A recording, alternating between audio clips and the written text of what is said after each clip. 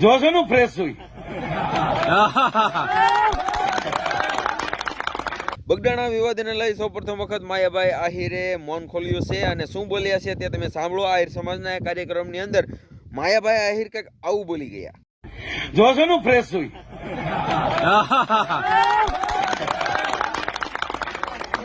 કારણ કે હું ગીતાને માનું છું, ભગવાનને માનું છું. જે અર્જુન જે થઈ રહ્યું છે એ બરાબર થઈ રહ્યું છે, અને જે થયું એ પણ બરાબર થયું છે, અને જે થશે એ પણ બરાબર થશે.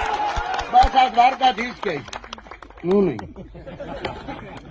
માયાભાઈ આહિરને વળતો જવાબ આપતા હીરાભાઈ સોલંકી શું કહે છે તે સાંભળો. હું પણ એ જ કહું છું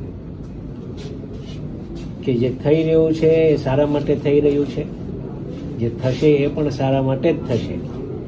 આ વાસ્તવિકતા છે, કેમ કે ઈશ્વરનો સંકેત એવો કંઈક હોય છે.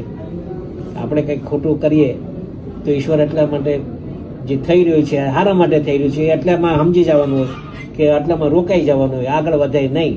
અને એના માટે આ થઈ રહ્યું છે સારા માટે થઈ રહ્યું છે, થશે એ બી સારું જ થશે, અને હવનું ઈશ્વર સારું કરે.